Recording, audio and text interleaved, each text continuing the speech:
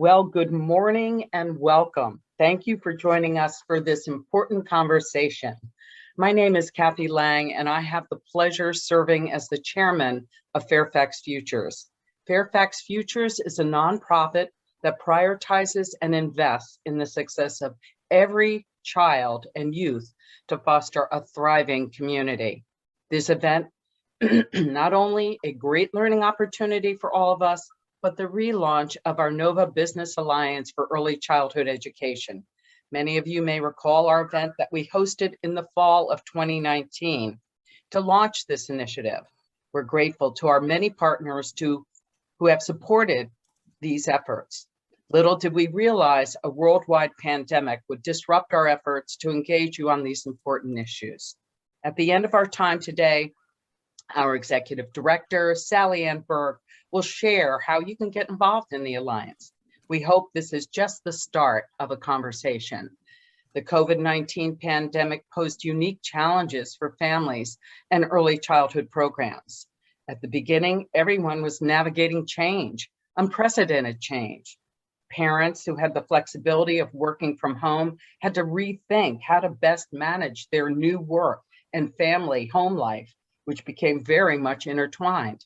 Meanwhile, other families with non-traditional hours, such as healthcare workers, grocery store workers, and more, had to find creative ways to ensure their children had a safe place to learn and spend their day. Many early childhood programs were temporarily closed, while others remained open. Since the pandemic start, Fairfax County has experienced a 9% decrease in the number of programs available for young children. This upheaval in life, as we knew, wasn't easy for anyone, and I know that many of you on the call today can relate to these challenges. And even as the economy has begun to reopen, our nation still has 1.3 million fewer mothers employed than at the start of the pandemic in February of 2020. We need to reimagine our existing approach to early childhood education. We must work alongside business, government, philanthropy, and communities, with families at the head of the table, to ensure we're building a cross-sector early education system that works for everyone. And we must address another key component of early success: the early childhood educators who promote young children's growth and learning by supporting their professional development and workforce compensation. We're fortunate to be joined today by 4 leaders in the field, not only in Fairfax, but nationally. To introduce our panel and moderate today, I'm pleased to welcome James Dyke. He is the former Secretary of Education for Virginia, a tireless advocate for high-quality early childhood education, and a longtime friend, who I call Jim, and who has 9 grandchildren. So he knows a little bit about early childhood education personally. He serves as a senior advisor for state government relations at McGuire Woods Consulting. Thank you so much, Jim, for being here with us today.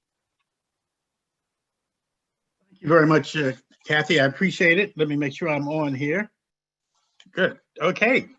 Thank you so much for that great introduction, coming from a friend of many, many years. And you called me Jim, and the grandkids called me Pop-Pop. So as you said, I'm fully vested in this issue that we're discussing today, and I appreciate the opportunity of being here with you. Before I introduce the panel, I did want to make a few opening remarks just to indicate that in the over 35 years that I've been involved with education here in the Commonwealth of Virginia, I have consistently said that if I could only invest in one education program, it would be early childhood education. It makes the biggest difference in the future of our young people. And there's nothing more important to developing the workforce pipeline than investing in early childhood education. And that's why I'm so glad that we're going to be addressing this issue today. That's why I'm so glad we have so many of you who provide this service on the line today. And let me give a special shout out to the great job that you do. Your work has been recognized by the business community. The Virginia Chamber's blueprint has consistently supported early childhood education, not only making sure that it's funded appropriately, but that those who are involved in this industry get the support they need, the pay they need, and that you are given everything you need in order to get your job done. This is indeed the pipeline for the workforce. So I'm just excited to be here and to be a part of it. And as Kathy mentioned, with 9 grandkids, 3 of whom are still in early childhood, I'm fully vested in this and will be doing everything I can to support it. We do have a great panel to talk with you today. And let me briefly introduce them, and then we'll get started. Kartik Athreya is the Executive Vice President and Director of Research at the Federal Reserve in Richmond. Kartik is an experienced economic policy executive with an understanding of how the pandemic has been disproportionately burdensome to the female workforce and to child care. And on a personal note, I want to thank him for all the work that he's been doing in this area. We've worked together on several other early childhood projects, and he has been spot on in coming up with recommendations and suggestions of how we should address this particular problem. Maria Isabel Balavian is the Executive Director of ACA Child Development Center, an accredited community-based program that serves more than 230 at-risk, disadvantaged young children in Annandale, Virginia. She has over 25 years of experience in the field of early childhood education, working for American and international nonprofit organizations. Isabel has focused her career on improving the quality of care and education for infants, toddlers, and preschoolers, as well as promoting strategies that encourage greater parental involvement and the professional development of early childhood teachers. Julie Wilkes is the North American Wellbeing, Resiliency, and Disability Lead for Accenture, a global Fortune 500 company. Julie created the Wellbeing Program at Accenture in 2004 as a grassroots effort to inspire a unique employee experience and culture. The program has grown throughout the years from grassroots to a best practice award-winning offering across the globe. Her focus has been to develop a dynamic, holistic approach to well-being that inspires every employee and their family to bring their best self to work and to play.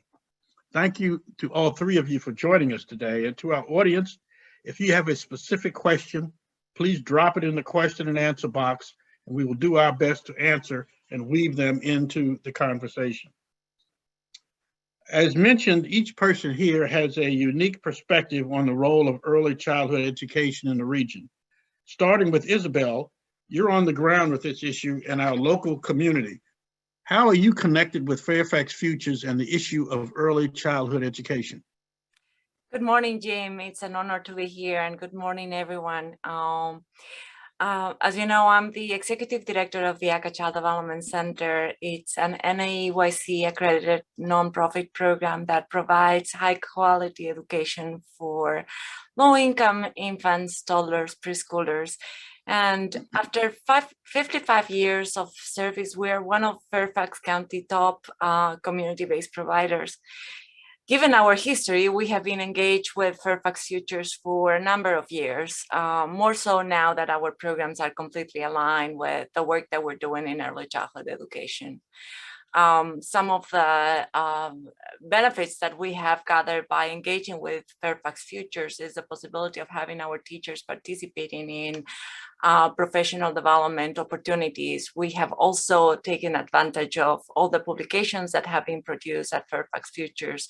They have been significantly important when we're trying to connect with families and engage families in the education of their children, as well as all the work that now is being done in terms of research and business community connections. And I'm just so grateful for everything that you have been doing. I will never forget the time when Sally Ann and their team organized a series of professional development to engage families with STEM education for their children, for example. And we not only had the chance to have our teachers learn more about STEM and techniques that they could bring back to the classroom, but we organized a family event that was simply the most amazing event that we could put together. I could see fathers working with their children in ways and engaging in ways that I had never witnessed before. So kudos to the work that is being done at Fairfax Futures, and we're big fans of everything that is happening there. Thank you. Thank you.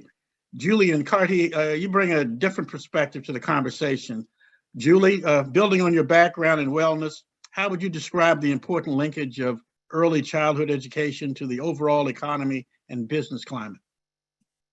Well, I'll start off by asking everyone listening to think about this for their own selves. Let's say that you were on your way to work today, but you were worried about the education your child was getting or the experience they were getting, or you're worried if it was enough or if it was the right things. Maybe you were worried.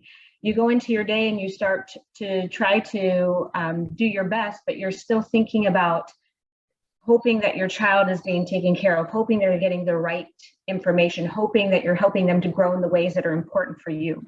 And so as an employer, Accenture really feels strongly about developing a whole system or series that allows our parents to feel connected into making sure that their kids have what they need, and that the parents can bring their best whole self into what they do each day because of the fact that they're confident that their kids are being taken care of and that they don't worry.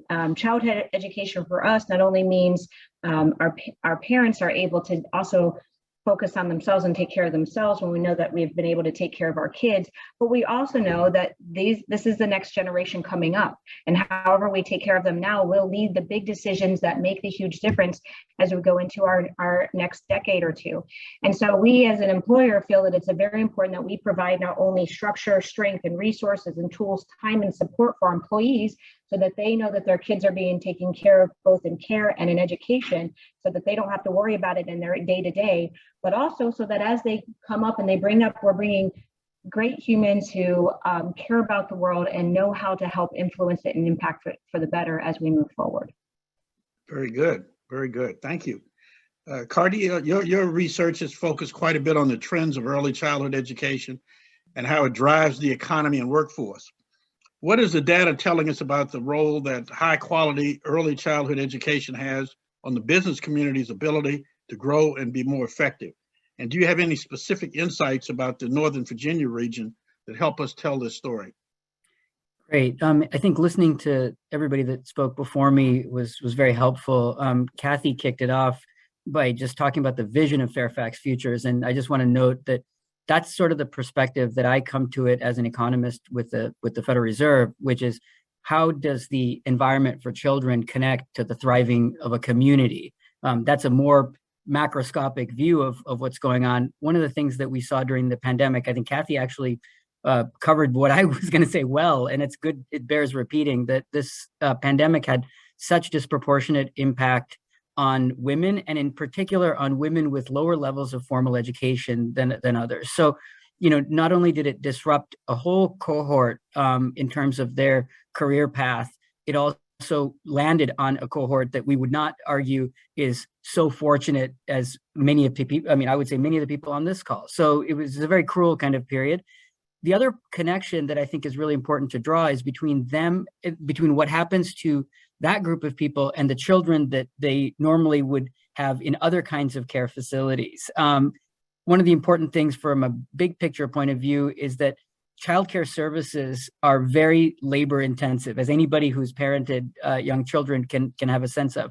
There are efficient ways to do it, and then there are very, very time intensive ways to do it. One of the promises of a really healthy early childhood environment or childcare environment is that it can be done efficiently and then allow women in particular to have much more uninterrupted career pathways, which the data are very clear matter for their long run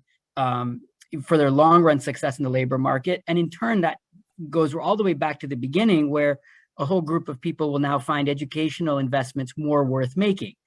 We shouldn't kid ourselves that when people think at the first sign of trouble, I'll be pushed out of the labor force in order to care for my family. That's going to have upstream implications for what decisions and career paths that I'm going to think about. So from an economic potential point of view, what we learned in the pandemic, I think, is not having an early childhood landscape that is resilient is actually going to cause problems in the short run for women, but also cause long run problems for their children and for the women that come later.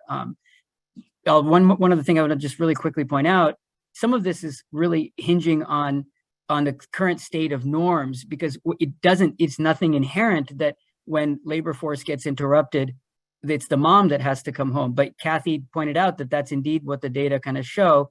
And I think that's another headwind that I think we have to be thinking about in terms of who suffers the most from interruptions. So in terms of facts about Northern Virginia, I think one of the things that's true in Northern Virginia is that it's relatively well educated, but then that also means that it's important for us to really pay attention to what's happening with those who have gotten a high school education or less, because that group's labor force participation continues to be quite a bit lower than the pre-pandemic level. It has not recovered. So let me stop there, Jim. No, you've covered a lot of good points. And the one thing that leaps out to me is that if COVID has not done anything, it has focused the attention on the importance of early childhood. And I think parents are giving a better appreciation for the role that the early childhood educators play in their kids' future. So that's one of the positives that come out of this. The pandemic has had a tremendous effect on all aspects of the economy, society, and family. And I'm especially interested in hearing from Isabel about how you had to shift your operations while still effectively leading your team during this time. What were the greatest areas of needs that you saw for your teachers and the families that you serve?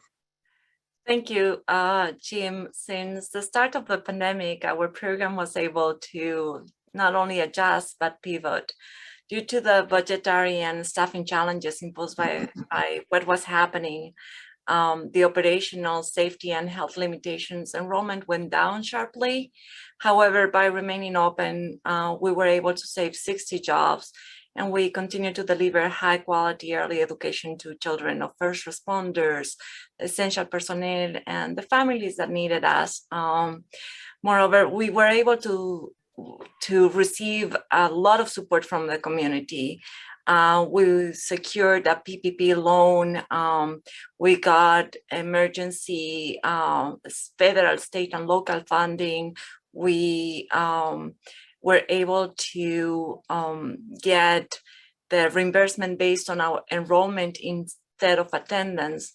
And all of those decisions were extremely important, and that change allowed us to not only keep afloat, but continue to serve a very needed community.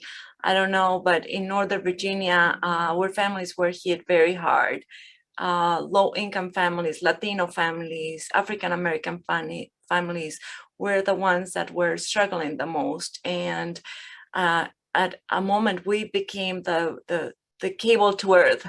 We were able to connect our families with services. We became an essential partner with the health department. I remember vividly when one of our families called us, and a parent was struggling with 3 children under 5, and the wife who had contracted COVID and was severely ill. They were all living in a basement in a house and were not able to isolate themselves. And he was just struggling. He didn't have food. He didn't have access to services. And we were able to not only do the work that we do internally in the setting that we have, but also go out and connect him with resources, bring him food, bring him masks, bring him cleaning supplies, and all the things that they needed to face the emergency that they were facing. So in that regard, I think that the role of early childhood program goes beyond what we normally just talk about. We are there not only to care for their children, we're extremely important support for their families. And the difference that we make has an impact in many levels. That's very important. And the whole key role of the sort of the wraparound approach that you're taking is very important. It's not just an isolated, how do you teach these kids in early childhood, but the kind of support services that they need. And it's great that your organization was aware of that and able to work with the community and with the local government to see that those services were provided. So thank you for doing that. Julie, I can only imagine how companies like Accenture have had to pivot time and again over the last 2 years. how did you adapt to meet the needs of parents in the workplace and the company overall? Can you share with us a couple of innovative strategies that were implemented to support the workforce childcare needs during this time? And what worked best for your employees, and what will you continue to do going forward? Yeah, absolutely. Thank you.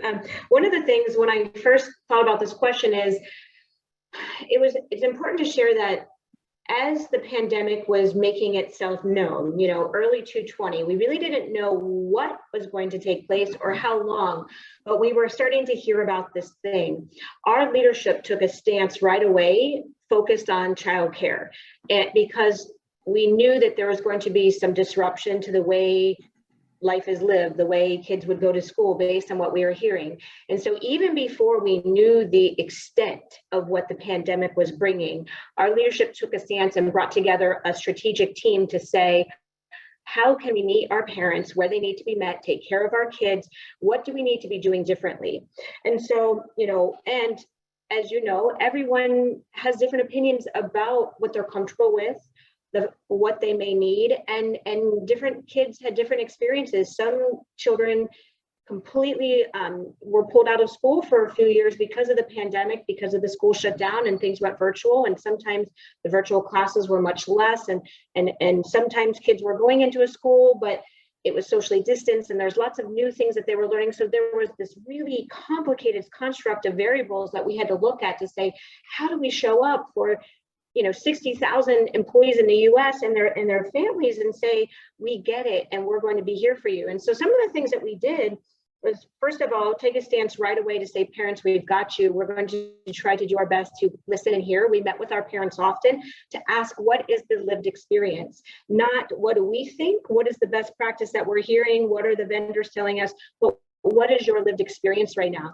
And what we heard parents tell us is they were feeling like failures. They felt like all of a sudden they had their kids, their partners, and their work all under one roof. There was all this disruption. There were no boundaries. And, everything that they knew was sort of turned upside down. And they started to feel like they weren't able to, ensure that their kids are getting a proper education. And there were all of these worries about what's going to be happening to my child, let alone the social interactions that were so necessary. And so what Accenture did was try to develop a flexible model that could meet people where they wanted to be met. We offered virtual tutoring as well as virtual reading programs, where parents could sign up for these free programs where they could spend time with teachers and educators and where they would be read to, taught math to, work on their homework together. We also privately staffed some different learning centers, and where we would develop socially distant groups where the same group would come in regularly. So the kids were not being exposed to lots of different kids, but the same kids, and they would be able to get help with their homework, continue different curriculum, and so forth. And so it was really helpful for us to know that some people wanted to be met virtually, some people wanted their kids to still come in somewhere, but have it be under safe standards and measures. The other thing we did was we just worked with our employee resource group, and we developed series around parents and how they can take care of themselves right now so that their kids would be able to be taken care of. What we do know is that our kids, and we're seeing this in the world crisis that's going on today, what we're seeing is that kids will respond and react the way that their parents are. If their parents are feeling overwhelmed or anxious, the kids will receive that energy and the kids will likely be reacting in the same way. And so we really wanted to make sure we were taking care of parents. And so I think that is our trifecta, is meeting people where they want to be met, offering these virtual programs, offering reading programs, math programs, help with homework, additional schooling, as well as support for our parents. So those are a few things we did. Now we're continuing. The other thing we did is we added additional backup dependent care and crisis care, which means that we would allow for our parents to have more access to caregiving, so that if they're working from home and they have a big presentation they have to give, and they want to make sure that their child is being looked after during that time, that they would have the ability to have that taken care of. And that is something that, we continue our reading programs and our math programs and our tutoring programs. We know that as kids have started to go back to school, some of those have lessened a little bit just in interest, but we also know that crisis care and that backup care has been very well valued, and we will be continuing that as we were before, simply because of the fact that our parents are using it and valuing it.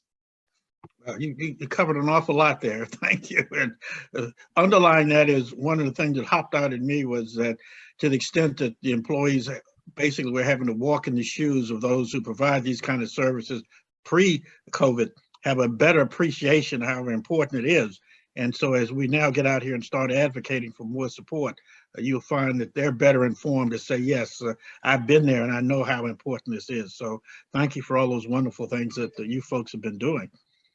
Cardi, as companies begin to return to in-person and hybrid work, what are some solutions to or tangible strategies that you suggest that that others consider in addition to the ones you just heard from Julie?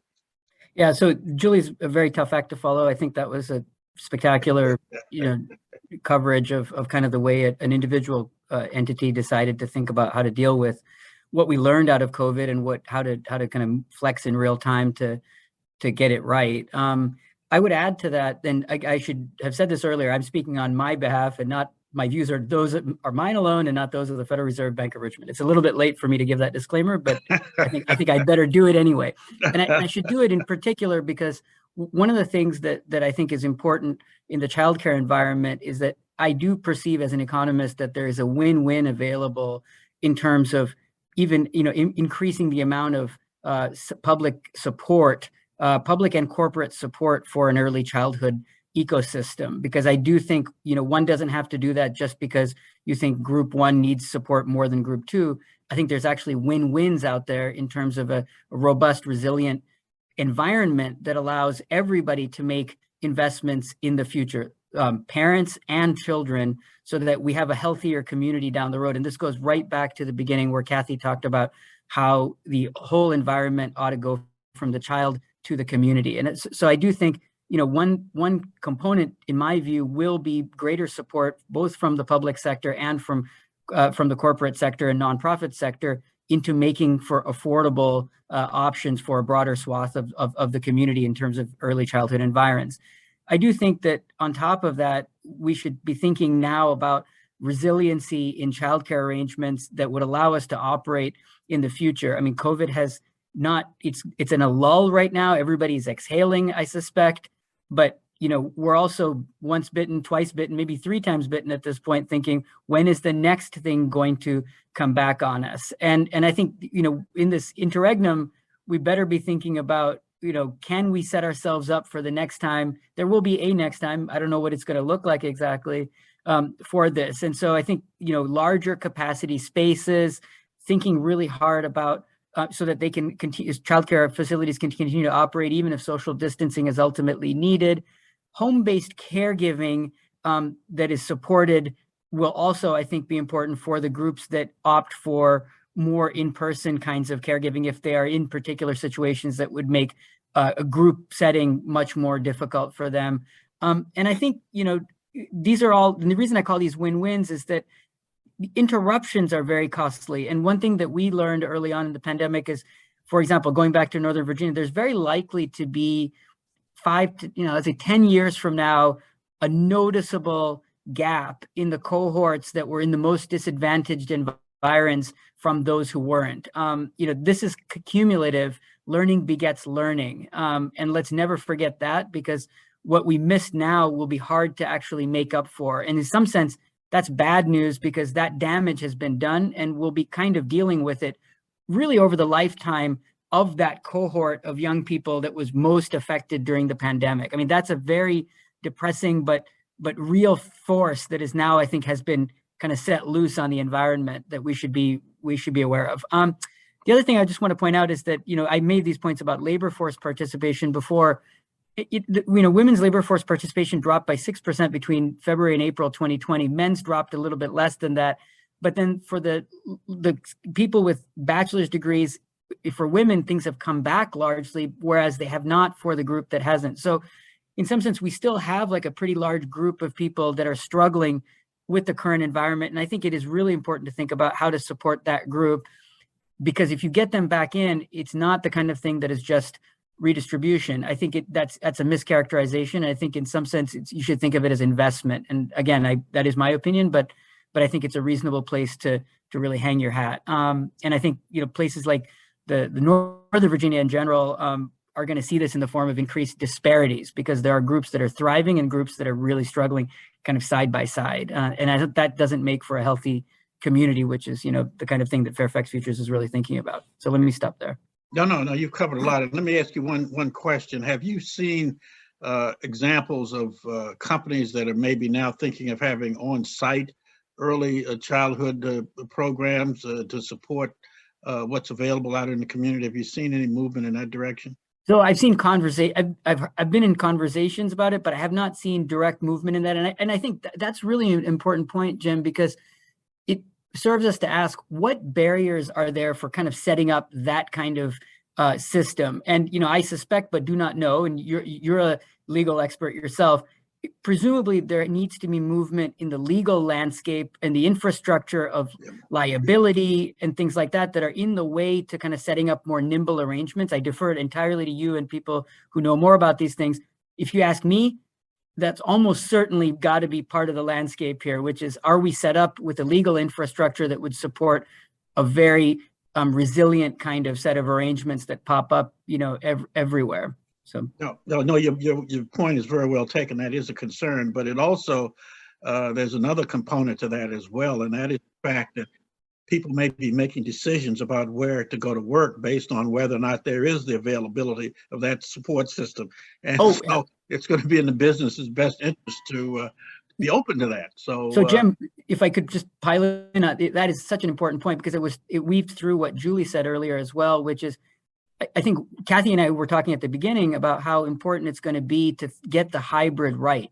And I think right at this moment, we should not pretend that all hybrid is created equal. And I'll speak for my own area here in the bank, where, we talk to employees just like Julie and did with hers, and really said, it's high frequency, like within a day flexibility that saves people's sanity. Sometimes, there are many things pulling on people during the course of a day. There's an appointment, somebody gets sick, this happens, that happens.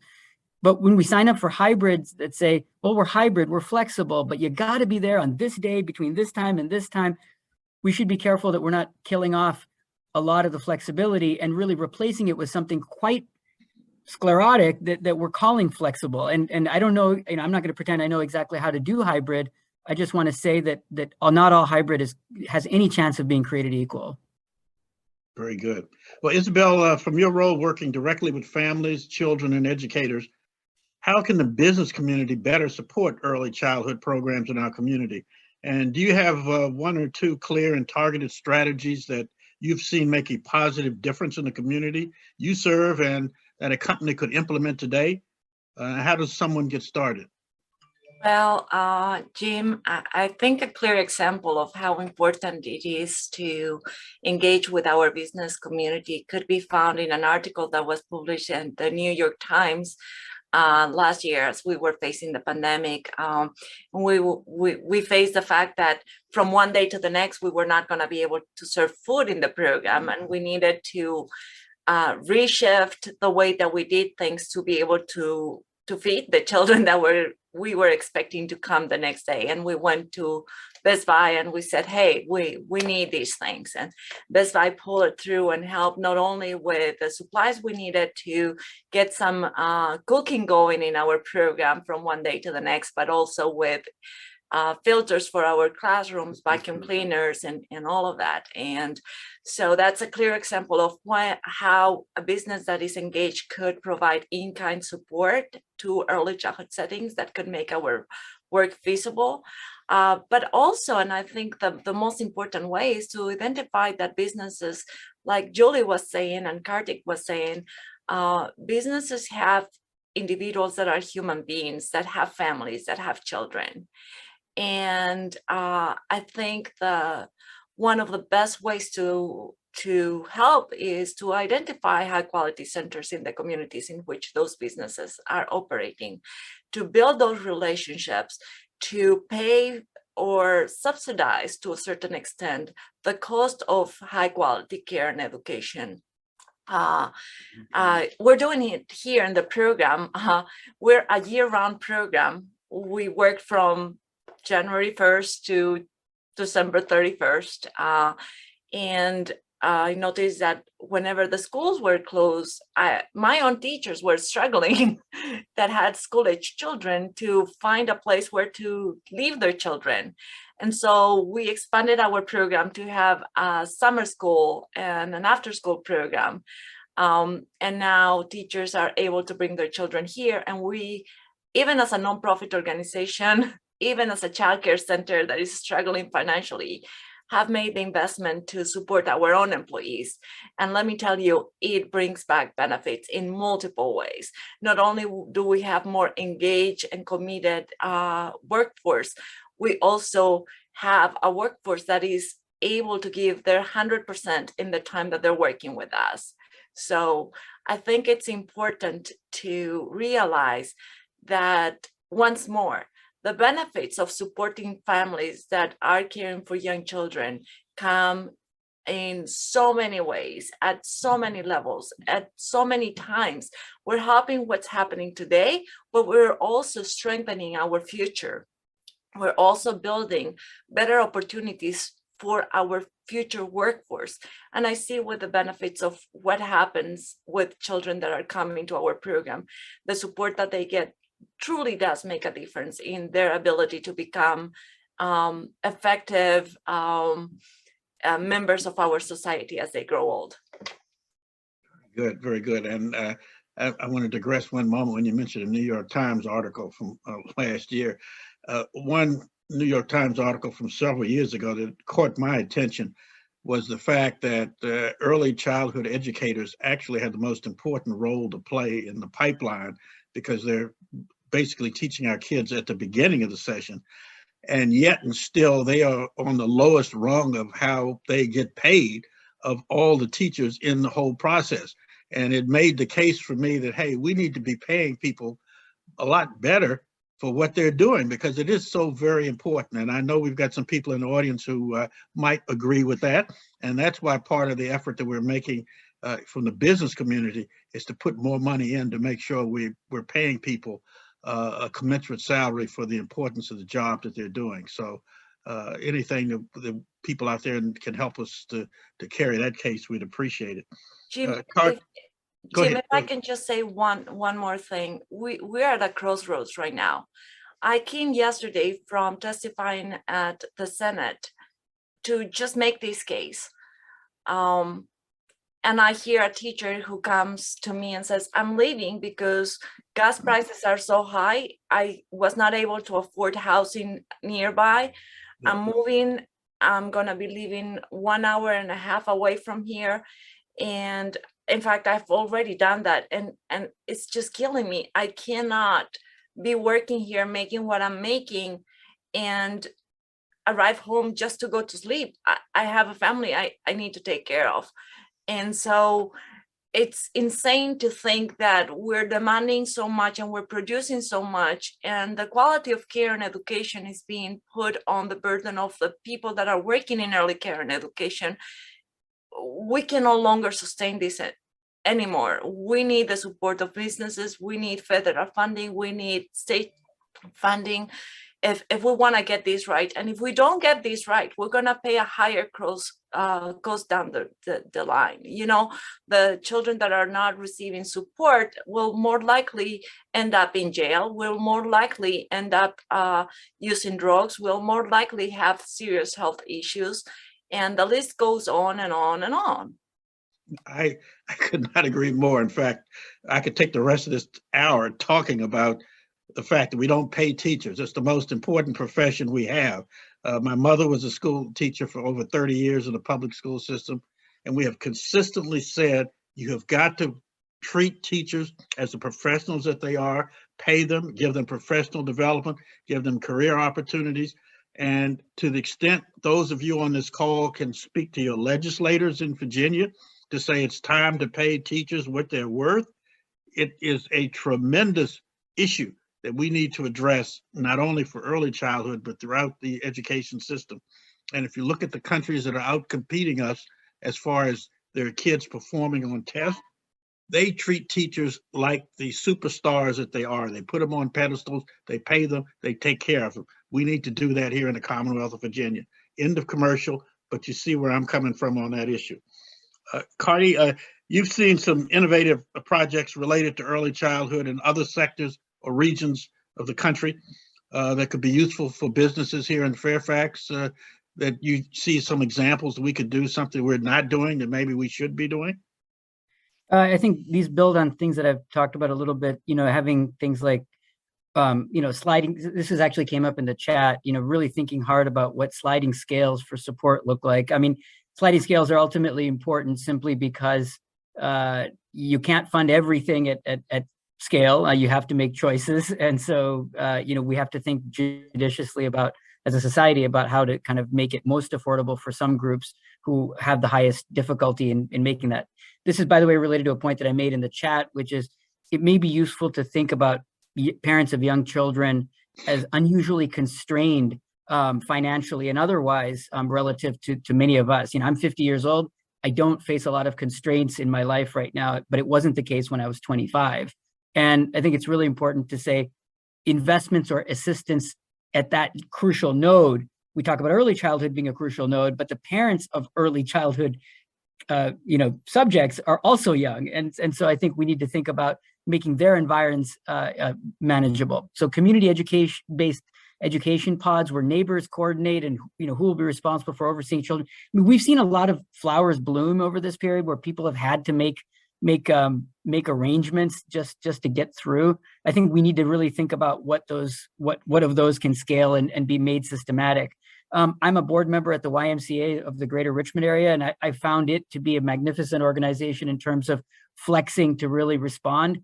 That's an example of a community organization working with the broader community, including the school system, to really help parents continue to stay working, which of course matters for the business community. And so there's no reason to think that we should go back to something that we had pre-pandemic in terms of we've learned a lot about how all this connective tissue can be brought to bear on creating resilience. And resilience and is the theme that I want to emphasize more than anything. I mean, if this were all predictable, we could all plan and mitigate, but these things happen fast.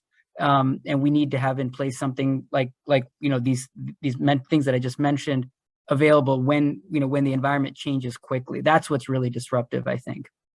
Very good.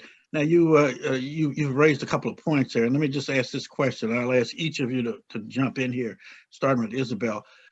What are one or two things that you think that a business could do now, starting right now, to help address the early childhood issue in their environment? If you could wave a wand and get some things done, why don't we start with you, Isabel? Again, I think establishing a relationship with a high quality program and pay full or partially tuition for their employees, they could treat that as a benefit and get the tax write-offs. They also could serve on our center's boards, volunteer, donate toys, materials, supplies, books for young children. And basically just call a center and find out what they need and find out how you can help. We need engaged communities to support early childhood programs, and we do that at ACA. It's incredible to see the impact that Giant has when we bring our children next door to do a field trip and they give them oranges to bring back to the program, and what those oranges can do to help children learn about the world. Little things can really go a long way when it comes to engaging and supporting early childhood programs. I think we all will benefit from recognizing that children are our responsibility, that it takes a village to strengthen a community, and that depending on where each business is, they can meaningfully support their workforce and their communities by engaging. Very good. Julie? So I think it's three things. It's creating the time, acceptance, and resources for our parents to be able to take care of their children. So, and what I mean by that is giving them the opportunity to have flexibility so that if they need to be able to make different plans, that they feel that that will be okay. When I think about acceptance, it means that if I've even told you, you can take the time to go take your child to a care center today, but then I give you a lot of work and the messaging doesn't parallel what they've originally been told, then it doesn't matter anyway. So there has to be a cultural acceptance of understanding that not only parents, but our employees in general will need flexibility in some of the things that matter to them, but specifically parents. And then thirdly, the resources, as have already been mentioned wonderfully. It is making sure that people can get connected quickly and safely to effective resources, cost-effective resources. If the business is able to supplement the cost, to pay for the cost, to arrange certain programming at scale, making it easy for people to be able to access what they need, so that takes one less burden off of them to spend all this time searching. So I really think it's freeing up people's time, giving them that flexibility so that they can make the decisions to take care of their family, so that when they come into their work, they're bringing their best full self into what they do, creating that acceptance so that when they take the time, they aren't shunned or looked down upon for doing that, and then allowing those resources to be there so that people have easy access to the things they need. Very good. Cardi? Yeah, I mean, I think my predecessor here just said everything much better than I could. I'll zoom out for a second. Because I work at a Federal Reserve, I'll be extra careful not to talk about this from the lens of sort of lobbying in any particular direction. I want to remain very neutral there.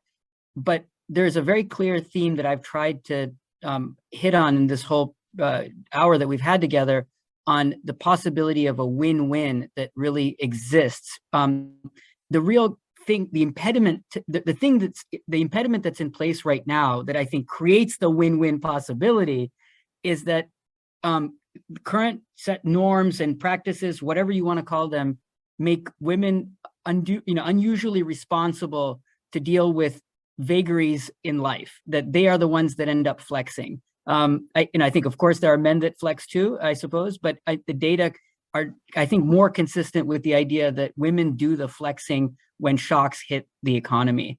In that world, it is going to be the case necessarily that everybody thinks about this. The women that anticipate having interrupted careers will think about this when they make educational investments or investments in their careers. The companies that hire them, every company wants to think of itself, I'm sure, as noble and good, and they are, but they too have to, because of competition, think about men and women differently, saying, who is going to stick around no matter what? Who is likely to drop out the moment something goes wrong in the economy? That's a calculation that firms cannot escape, whether they try to deal with it in one way or another. It's going to be there in the bottom line that they're affected by. So it's a two-sided issue where both sides would really like more reassurance of being able to stay connected to the labor force all the time. And that, I think, will take a serious public-private sector coalition to build. It's going to take all of business, all of public sector to say, listen, there is a bigger, better prize out there if we can coordinate a little bit, rather than saying every firm should just be enlightened and suddenly do much more, because some of them will just go out of business if they do that. We won't see it that clearly, but it will happen.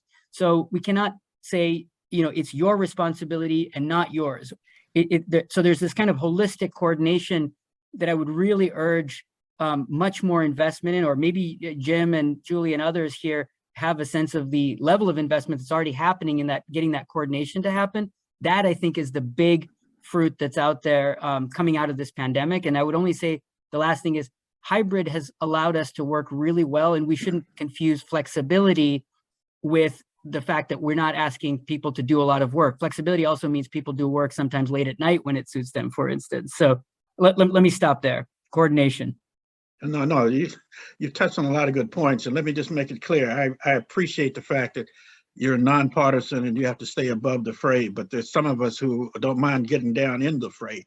And I want to make it clear that those of us on this call need to let your legislators know, while they're sitting there trying to figure out what kind of budget to adopt for Virginia, that we need to have money in there to address issues like early childhood education, mixed delivery of services, paying people what they deserve for the job that they do, realizing how important this is to the future of our workforce, to get women and others back into the workforce and to provide an atmosphere that is conducive to supporting early childhood education. As I said earlier, if I could only invest in one education program, this is it.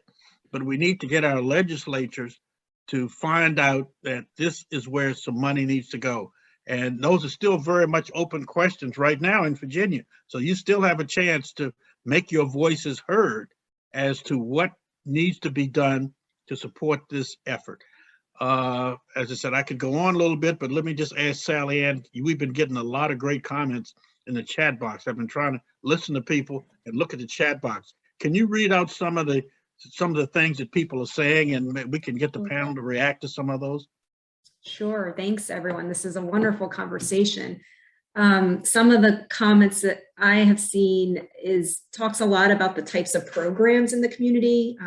You know, Fairfax Futures partners with the Office for Children, and we've done a little bit of tracking of programs during the pandemic, who's stayed open, who has closed. And it's, you know, it's an up and down kind of pattern that we're seeing. And a lot of early childhood educators are also retiring. So we have a little bit of challenges thinking about the workforce of the future in that setting. But I'm happy to see also that some of the participants are saying that they've seen an influx of some programs starting to open in the Fairfax area. But the challenge is that there seems to be a lack, Kelly shares, there seems to be a lack of true understanding of programs in their area.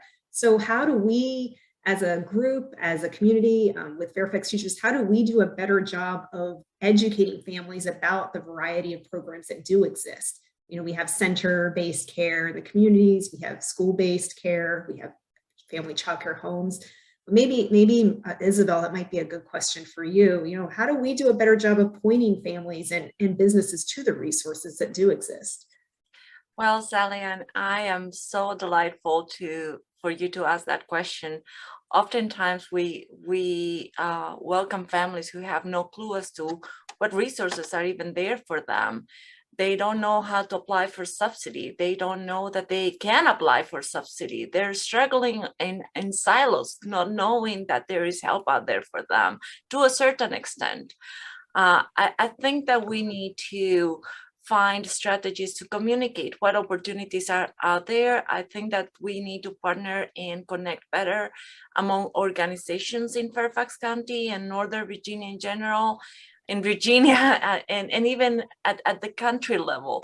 We need to ensure that families know what to expect when it comes to quality so that they can protect their children and ensure that the decisions that they make as to where they bring their children for care are safe and effective. And I think that we need to also make the process more equitable.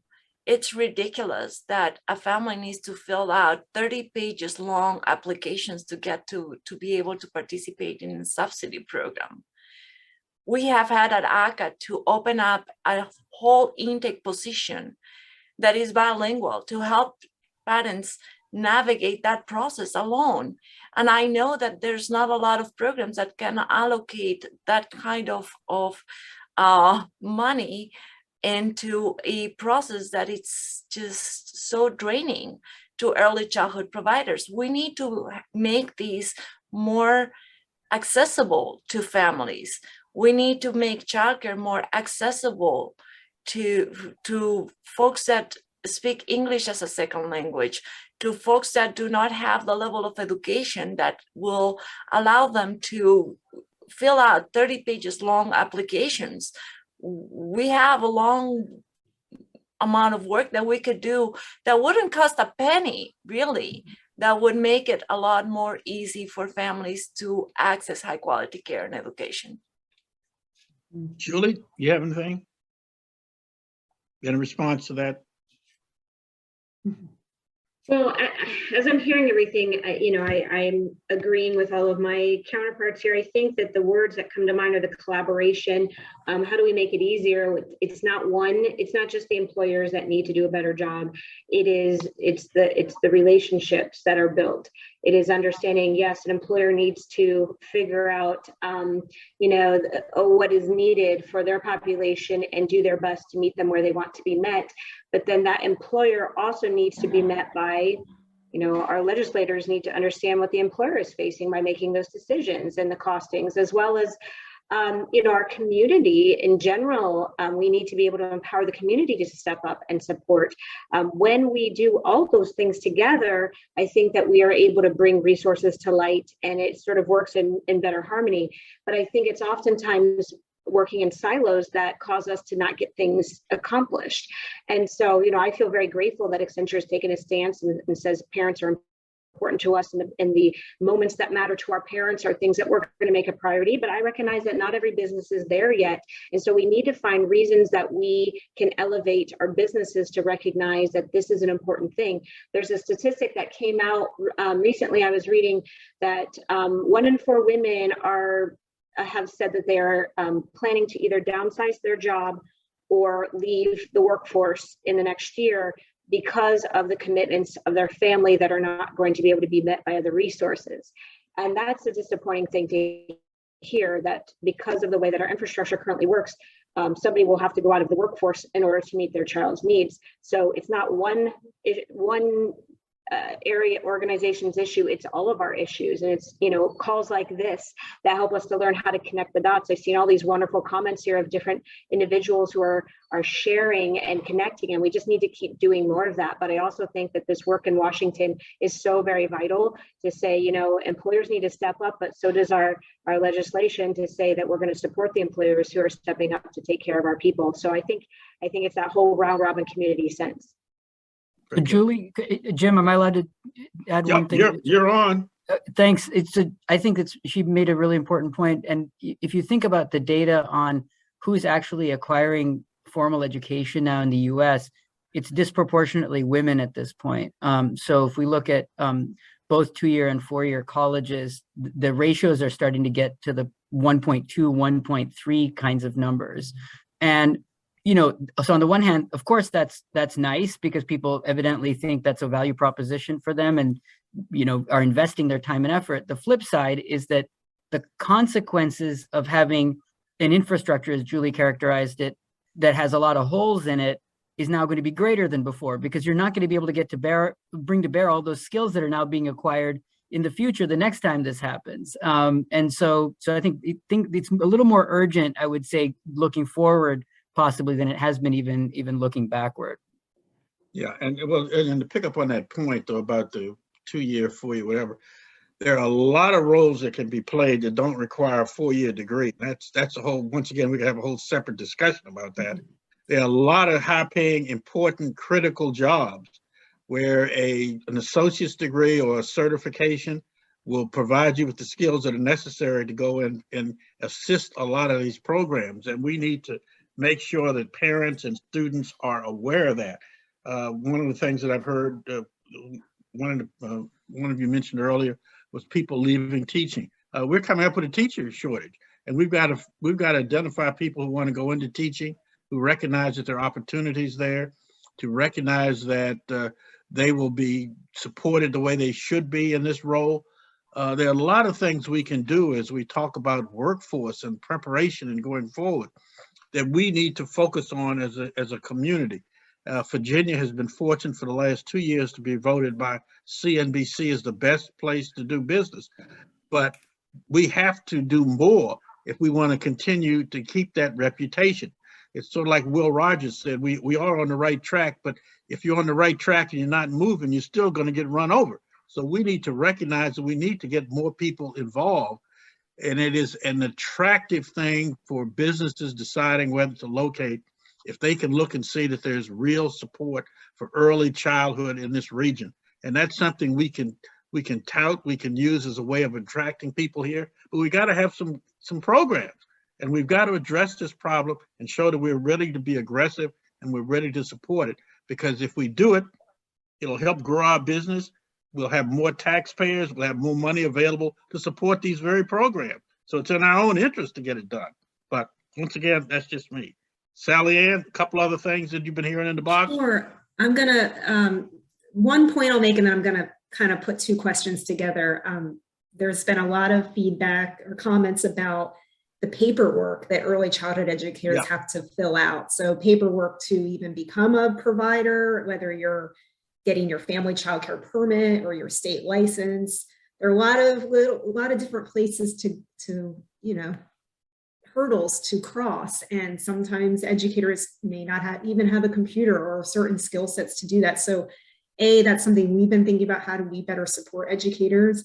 Also paperwork around, ARPA. There's been a lot of different funding streams that have been coming out, ARPA being one for educators. And sometimes it's just not worth the effort, is what I've heard from educators, okay, it might be money, but I don't have the time to even fill out that form. So these are just things that we need to think about as a community. How do we make it easier for educators to have those needs met so that they're not, they don't kind of pull back and say, I don't even want to go into this field or stay in this field because it's not worth my time and effort. But then a couple of questions that came up. I'd love to hear from the panelists, Kimberly, and then another, I think it was Jeannie maybe who posted this in the comment box. What are some tangible ways, tangible strategies that we can reach out to the community and families so that they understand these issues in a way that is meaningful to them so they can act? And then along with that, are there also some strategies that we can share with the community about the current staffing challenges in this field of early childhood education? So how, how do we share the information and how do we garner support? And this kind of will feed into our business alliance that we're working on, but this is great information to how do we best serve the community and educate them? Okay, we'll start with you, Cardi. Why don't you start and then go to Julie and Isabel if you want to react to any of that. So I think I'm going to defer to my colleagues first and then react at the end. Okay, Julie. Okay. It's a great question, and certainly I don't think I'll do it full justice in this setting. But the initial thoughts that I have are, first of all, we have to understand where the populations that we want to reach are. Where are they getting their information from? Because if we put up flyers in a place, or if we put up information in a space that they're not frequenting, it doesn't matter. So I think it's understanding where are they getting their information? Are they going into centers? Are they going into agencies? Are they leveraging tools? Are they finding it online? And then I think that once we understand where the populations we're trying to reach are frequenting, then we have to establish what are the moments that matter to them. How will we get their attention? Because if we just put information about a program in text, on a laundry list of other programs, they'll probably overlook it and not see the value in it. So it's really, some of the things we look at is even representing the programs that we offer with photographs that represent the experiences. Maybe it's single parents with multiple age children. Maybe it's a parent at the dinner table teaching homework to all their children. There's lots of different ways we can catch people's attention so that they can relate to the messages that we're trying to get. And then once we do, is having that collective, cohesive, embedded group. We would, it would not do us any favors if we provided resources that we haven't vetted and then somebody tries to reach out to them and they're full, not available, closed. They're not going to have trust in the resources that were provided, and they're not going to come back again. So I really think it's really making sure we figure out where people go that need this information. How do we identify the moments that matter to them, represent it in a way that will get their attention, and then provide them the resources that are actually valid and credible and taking in folks and really making people's lives better right now. Isabel? Well, there's a lot of things that I think we can do to make this process much more effective. One of them is to recognize that the cost of value of quality care and education is high. Quality is defined mostly in early childhood by the presence of teachers that know what they are doing with children in their classrooms. We need to be able to secure funding so that we can retain that workforce, we can support that workforce, and we can have that workforce meet children and families where they are. For doing that, we need a couple of things. The first one is to really understand what's the true cost of quality care and education, and we need to advocate for it. And we have a window of opportunity here right now. The emergency funds that we have been receiving through CARES and ARPA grants have been extremely valuable, but they're going to run away. They're not going to be here to stay. So we need to find a replacement for those funding streams. We need to advocate to have childcare costs be paid not by attendance, but by enrollment. And we need to ensure that the funding is significant enough that we can, again, retain and develop a very effective workforce. We're not doing that right now. We're in crisis. Right now in the program, I have openings for 8 staff members. For months, I've been trying to fill up these spots and I can't. And I do have the funding in place to pay the new staff members, but not at the rates that they can access by just walking a dog down the street. That needs to shift. We need to bring funding so that we can give a living wage to the people that are working, so that we can give incentives for people to go back to school and earn a degree. How can I expect a teacher to go to school when I cannot promise more than what she's making already without going to school? Let's get real. Let's do the work in a real way, and let's get everybody on the table to make that happen, because we need everyone, because it just happens to be that everybody benefits from the work that we're doing. And that, I think, is important to recognize. Can I jump in on that? Oh, go ahead, Julie. Isabel, I love that. I love the words you chose.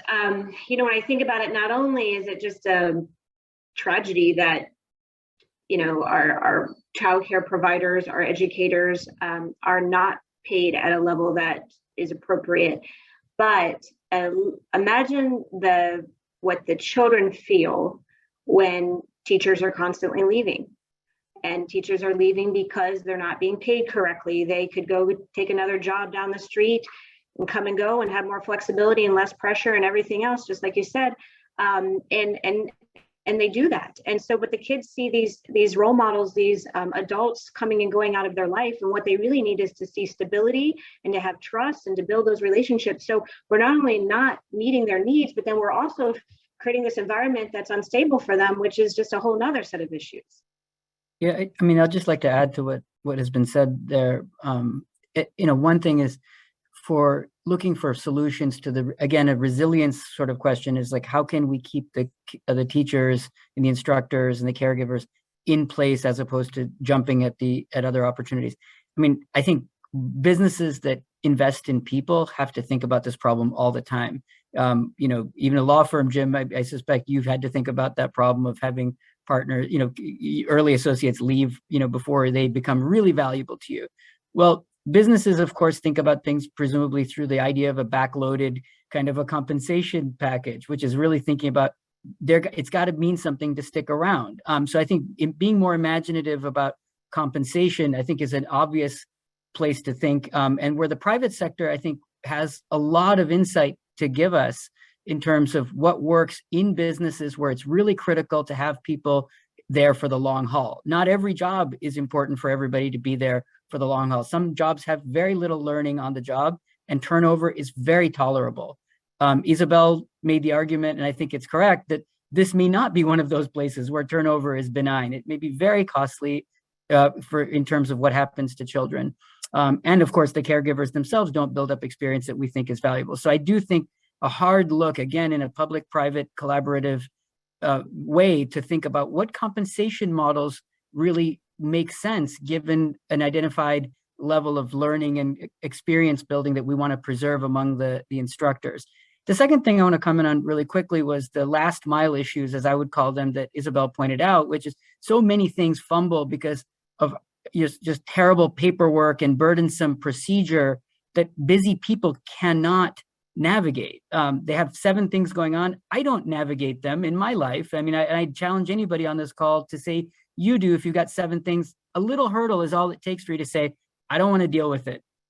Everybody does this. And so what I think is really important there, again, is maybe to think hard about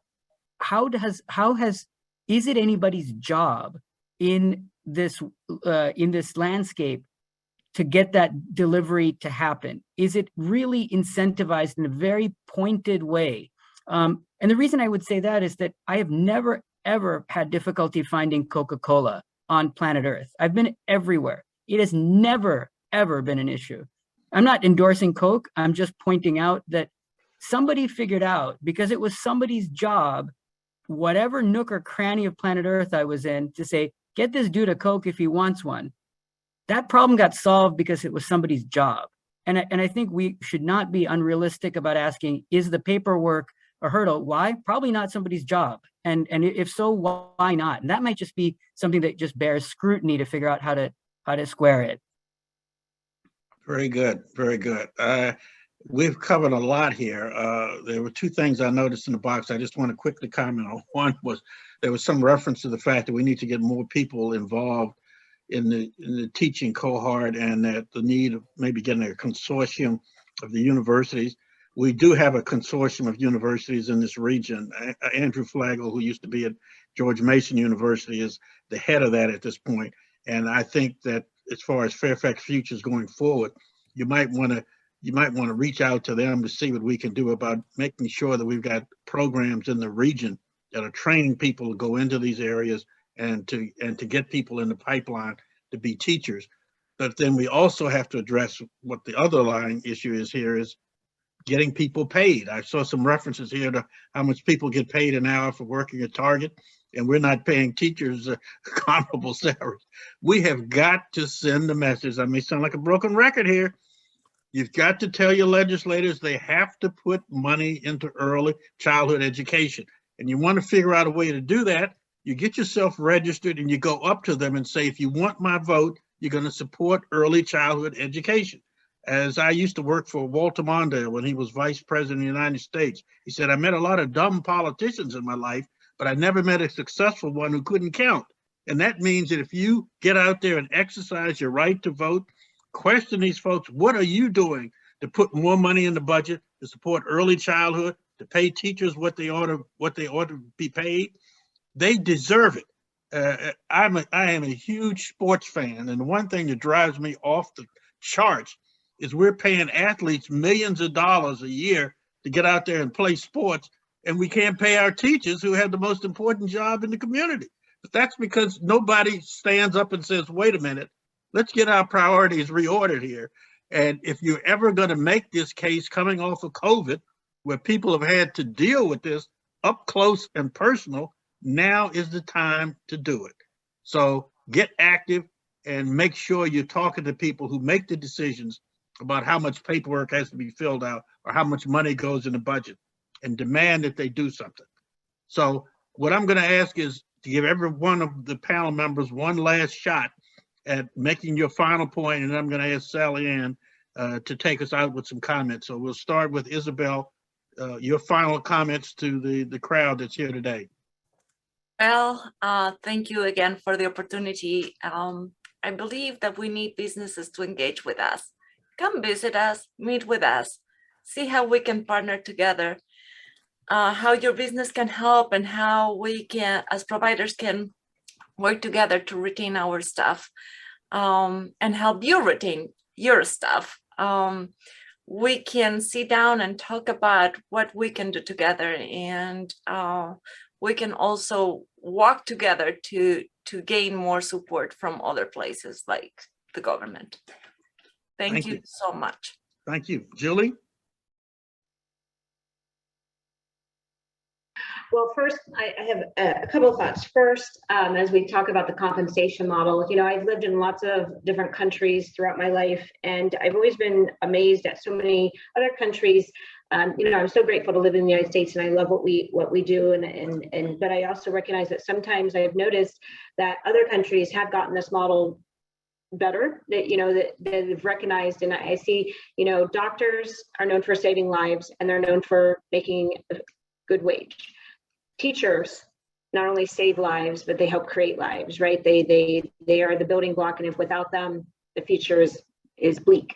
So, you know, I just think it's worth the conversation, again, going back to the impact. If we look at paying people based on what is the contribution back to society, so it's not just what I do in this moment, but what I do in this moment allows that this person to grow and thrive, and then create a new environment, which in the long run will pay us, you know, multiple, you know, impact.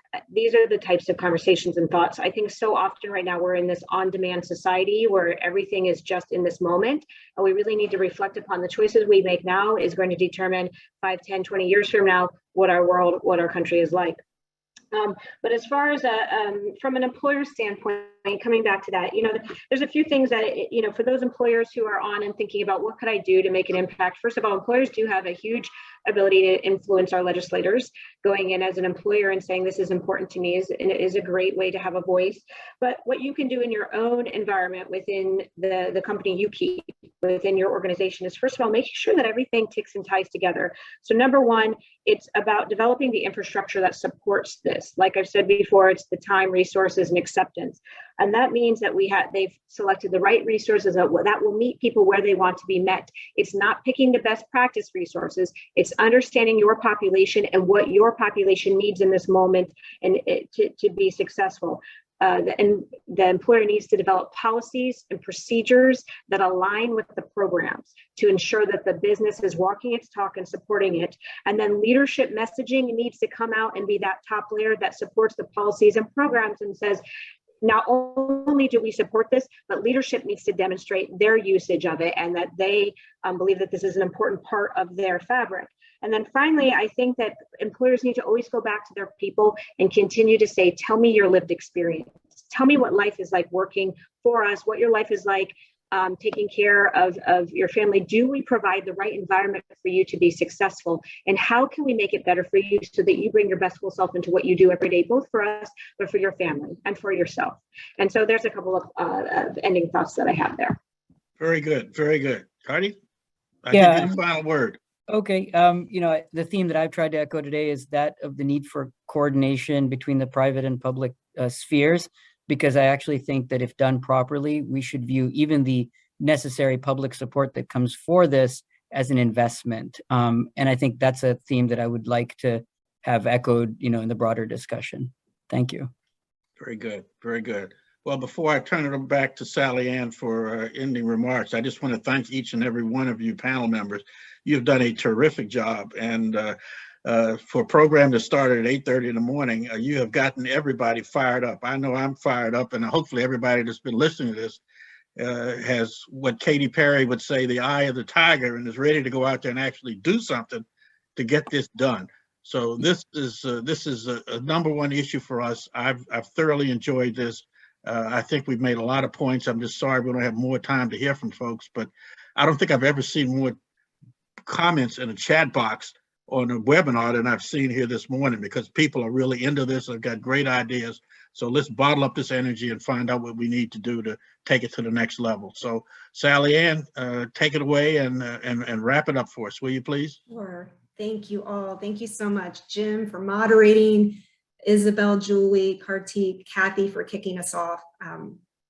Impressive conversation. And like Jim said, at early in the morning, everyone is certainly awake, and this is an important issue everyone's talking about, whether you're an early childhood educator, running a center, running a family childcare home, working with the schools.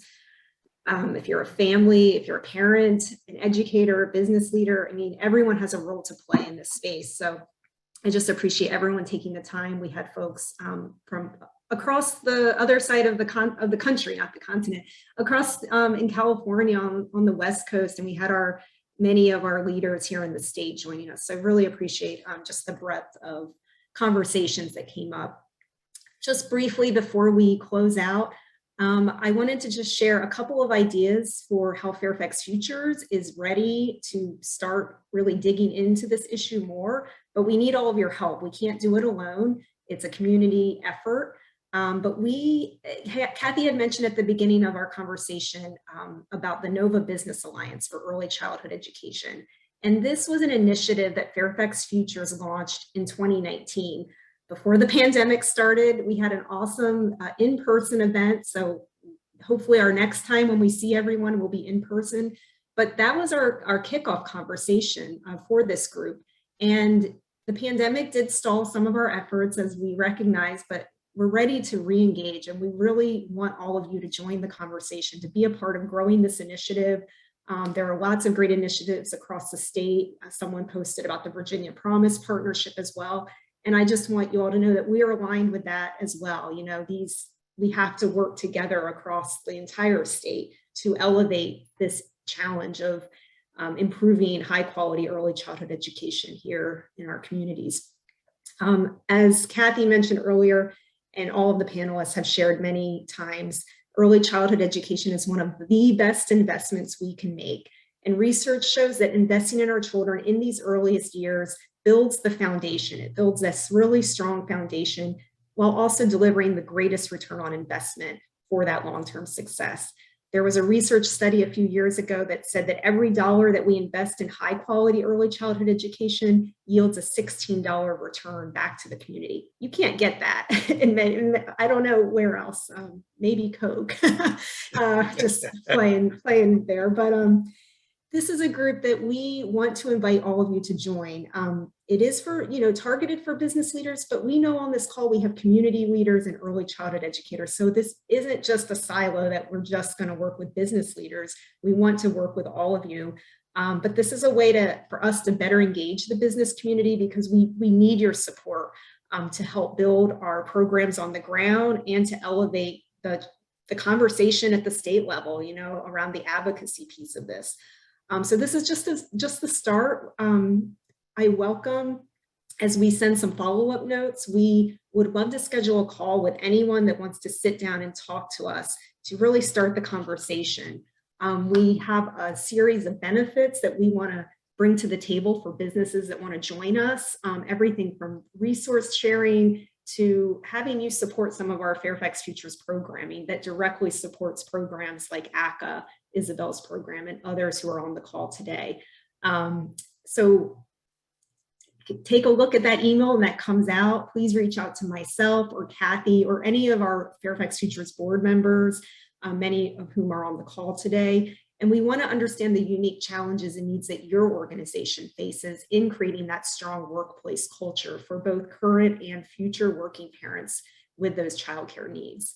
So thank you again. We're going to be lining up some more events in the future and opportunities to continue to network and learn from all of you. And again, appreciate everyone joining us today, and we look forward to talking with you very soon.